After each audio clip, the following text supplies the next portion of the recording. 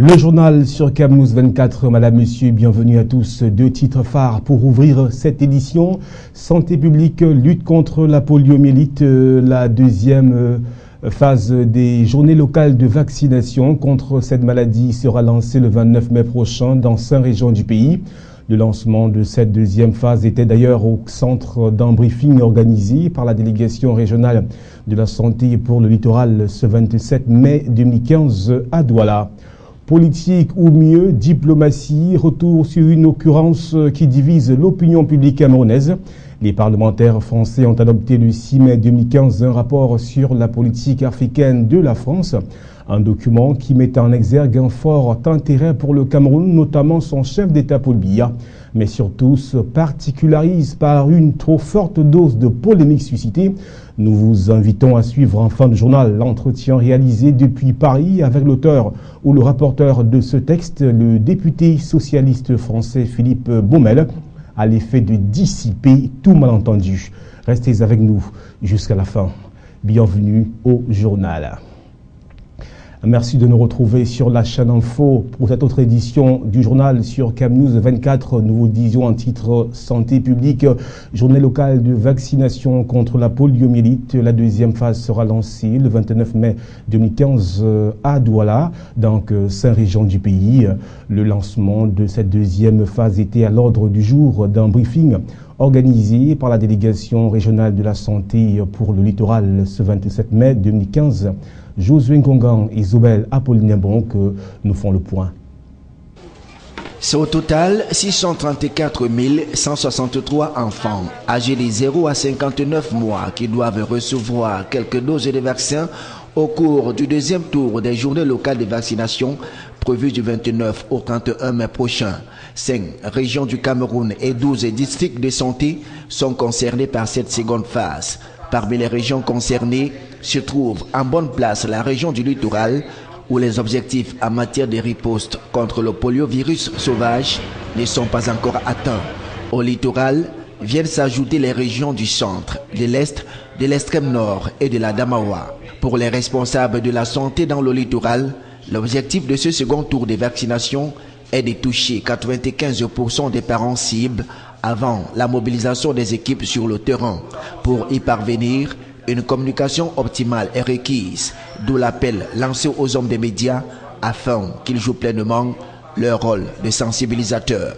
Le coup d'envoi de ce deuxième tour de vaccination sera donné le vendredi 29 mai 2015 prochain, mais déjà, les mobilisateurs sociaux sont à pied d'œuvre. Au littoral, elles seront 1856 équipes de vaccination assez mobilisées dans les domiciles, les écoles, les lieux de culte pour administrer aux enfants de 0 à 5 ans 2 gouttes de vaccin dans la bouche. Rappelons que cette deuxième phase de riposte contre le poliovirus sauvage intervient après la première phase qui a eu lieu du 27 au 29 mars 2015 dernier. Et c'est dans l'une de ces déclarations, le ministre de la Santé publique, André Mamafouda, affirme qu'aucun cas de poliovirus sauvage n'a été enregistré au Cameroun depuis 1 an.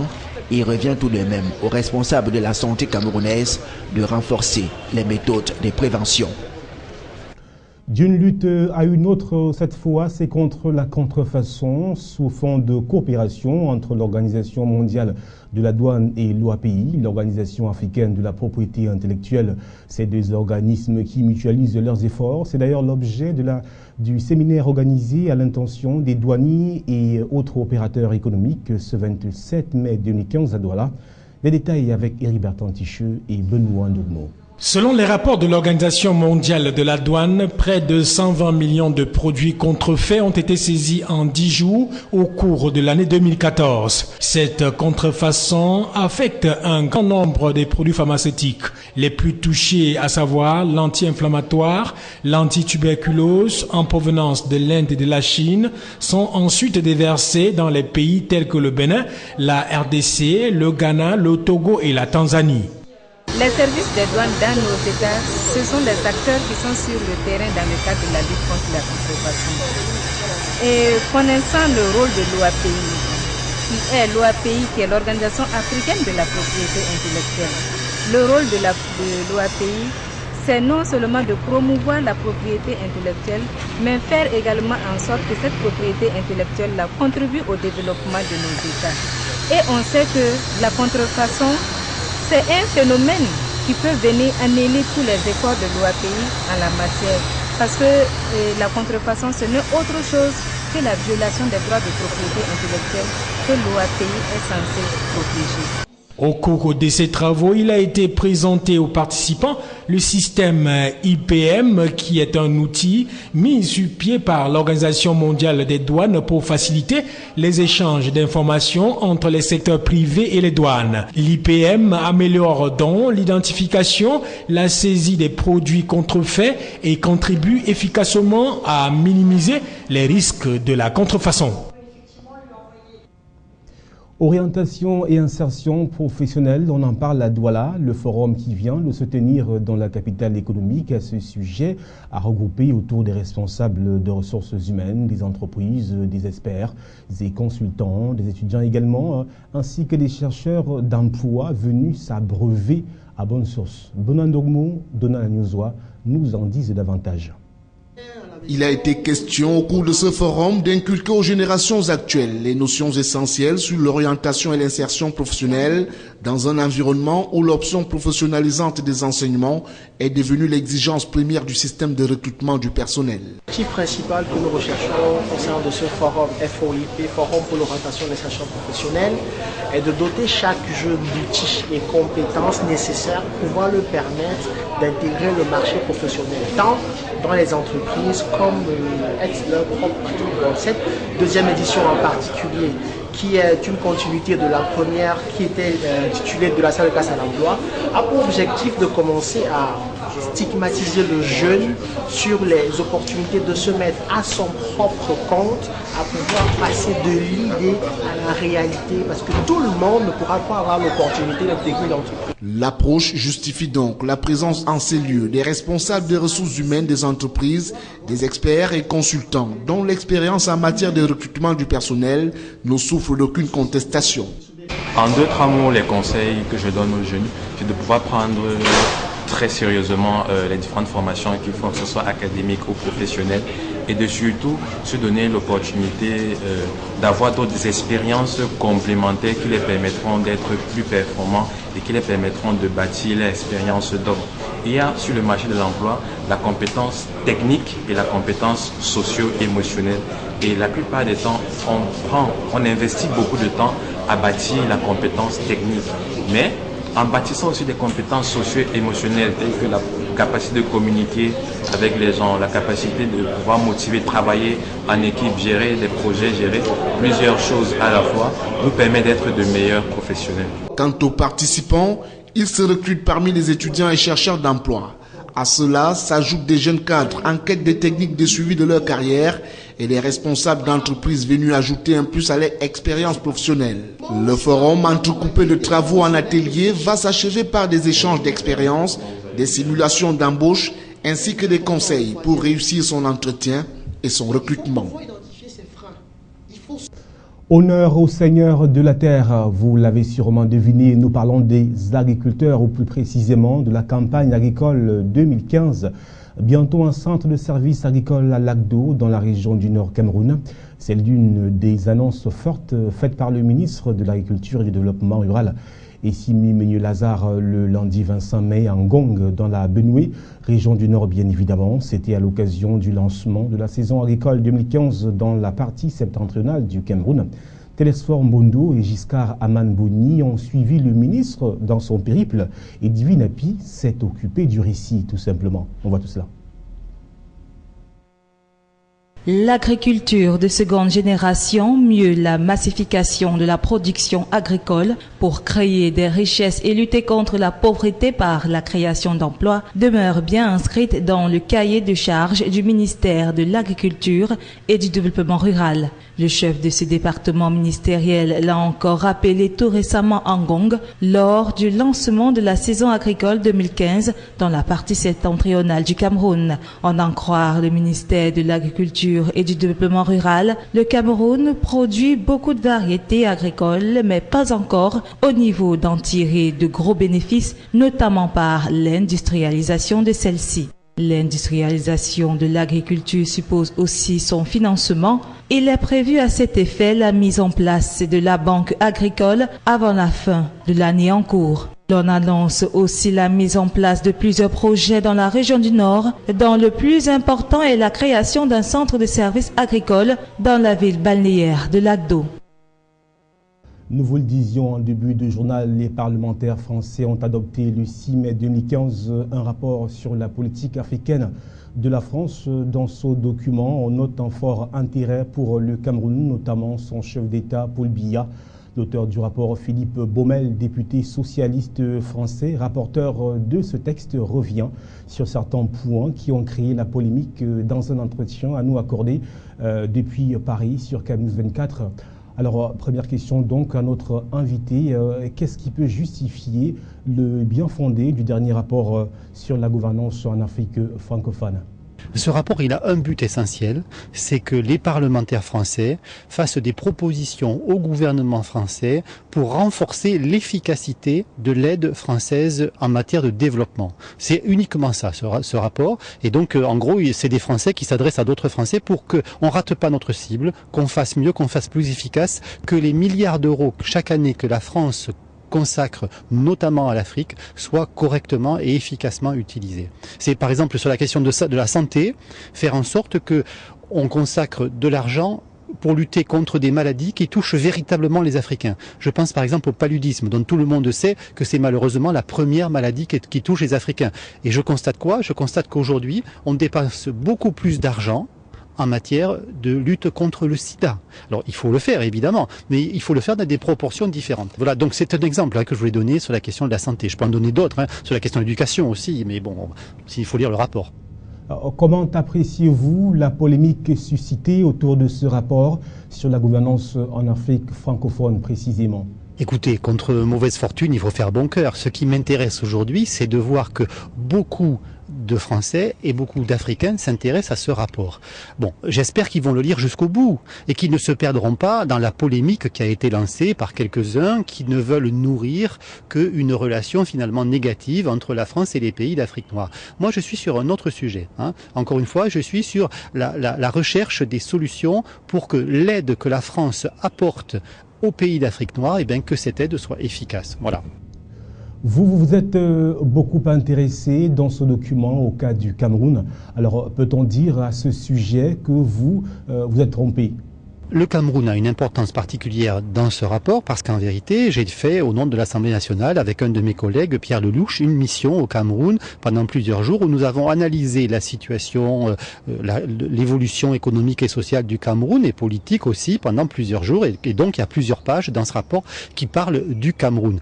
Donc je comprends que les Camerounais soient sensibles évidemment à ce qui est dit dans ce rapport. Je rappelle que dans ce rapport, il y a beaucoup de choses qui sont écrites mais que je ne dis pas moi-même, qui sont des comptes rendu d'audition, puisque à l'Assemblée nationale, lorsqu'on fait un rapport, on auditionne beaucoup d'experts, entre guillemets, c'est-à-dire des diplomates, des hommes politiques, des ministres, des parlementaires, de tous bords et de tout pays. Et ce sont les propos souvent tenus par ces experts qui ont posé problème à certains et qui ont trouvé que leur analyse était parfois excessive. Je tiens à dire que ça n'est pas l'analyse que moi-même, le rapporteur, nous faisons dans ce rapport.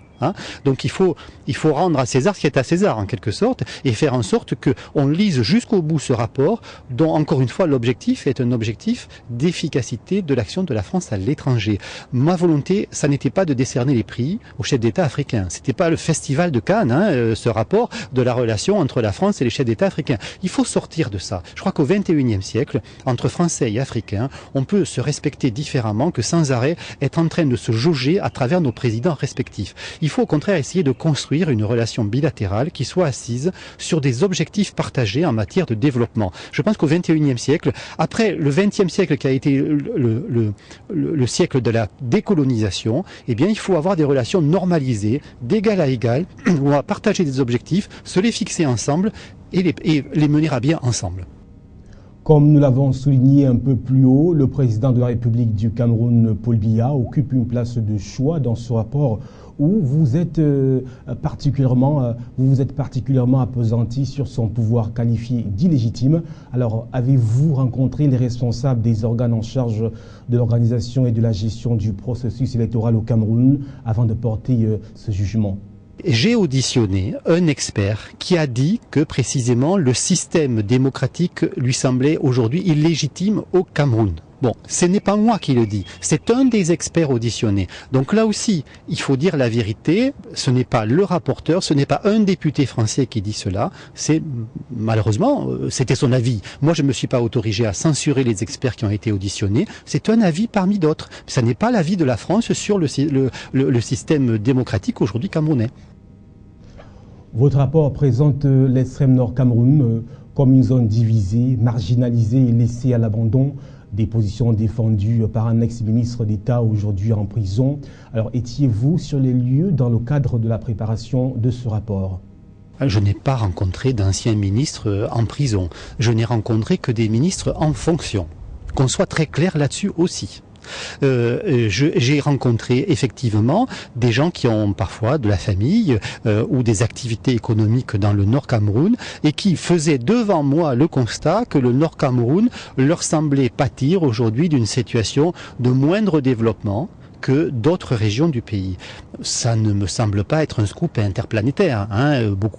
Malheureusement, beaucoup d'analyses le disent aussi. Alors, encore une fois, c'est une analyse qui était partagée, qui a été portée vers moi par un certain nombre d'acteurs politiques, notamment, puisqu'il s'agit de cela, que j'ai pu rencontrer. Voilà, c'est à apprécier comme une voix parmi d'autres, mais ça n'est pas un député français qui s'est permis de dire sincèrement que le Nord Cameroun serait moins développé que d'autres régions. Je tiens à vous dire d'ailleurs que si un jour un pays étranger venait porter, ou un parlementaire étranger venait porter une appréciation de ce type sur une région française, je ne l'apprécierais pas non plus. Donc je n'étais pas du tout dans cette vision-là. J'essayais de voir, parce que j'étais au Cameroun au moment de la crise Boko Haram, et en fait j'essayais de voir les racines du mal, de voir un petit peu ce qui avait nourri le désespoir d'un certain nombre de Camerounais, dont on savait malheureusement que parfois, une extrême minorité allait parfois se précipiter dans les rangs de Boko Haram.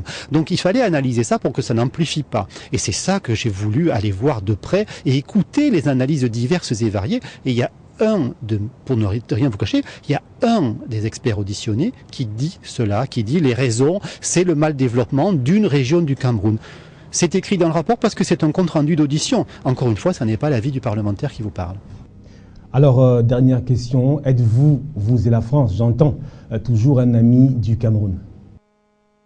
Écoutez, moi je suis très attaché au Cameroun, personnellement, et parce qu'aussi j'ai eu l'honneur à plusieurs reprises de pouvoir rencontrer le président Paul Biya, que je considère que le président Paul Biya a engagé son pays sur la voie de la démocratie, avec beaucoup d'opiniâtreté, et qu'il a aussi engagé son pays dans une forme de développement qui fait qu'aujourd'hui, eh bien, le Cameroun est une des clés de voûte de ce qui peut se passer d'excellent au XXIe siècle, c'est-à-dire de la capacité pour l'Afrique centrale de ressurgir sur la scène internationale. Voilà mon sentiment en vérité sur la situation du Cameroun aujourd'hui. Donc, sincèrement, vous voyez que c'est pas un avis critique, c'est au contraire une opinion ambitieuse en quelque sorte pour le Cameroun, que je connais un peu, que j'apprécie toujours beaucoup, et vers lequel j'ai toujours encore envie de me tourner. Ben écoutez, d'abord, je voudrais vous remercier de m'avoir permis de mettre les points sur les i en quelque sorte et de remettre les choses en ordre. Et surtout, je voudrais dire ici que, ici à l'Assemblée nationale, notamment à Paris, les Français sont très attachés à avoir une relation utile avec l'Afrique noire et particulièrement avec le Cameroun. Il faut la construire au mieux. Parce que le 21e siècle nous attend. Nos enfants, nos petits-enfants ont envie aujourd'hui d'avoir une relation renouvelée avec l'Afrique, d'égal à égal, avec une croissance qui est au rendez-vous, mais une croissance qui doit être créatrice d'emplois et de richesses, notamment sur le continent africain. Et ça, c'est un extraordinaire pari. Je veux croire que nous le mènerons ensemble. Voilà, madame, monsieur, c'est la fin de ce journal, mais avant de le clore, le rappel de ses principales articulations. Santé publique, lutte contre la poliomyélite, la deuxième phase des journées locales de vaccination contre cette maladie sera lancée le 29 mai prochain dans 5 régions du pays. Le lancement de cette deuxième phase était d'ailleurs au centre d'un briefing organisé par la délégation régionale de la santé pour le littoral ce 27 mai 2015. Politique ou mieux diplomatie, retour sur une occurrence qui divise l'opinion publique camerounaise. Les parlementaires français ont adopté le 6 mai 2015 un rapport sur la politique africaine de la France, un document qui met en exergue un fort intérêt pour le Cameroun, notamment son chef d'État Paul Biya, mais surtout se particularise par une trop forte dose de polémique suscitée. Eh bien, nous avons proposé à l'effet de dissiper tout malentendu un entretien mené depuis Paris avec le député socialiste français Philippe Baumel, justement, qui est le rapporteur de ce texte. Merci de rester sur les programmes de CAMNews 24.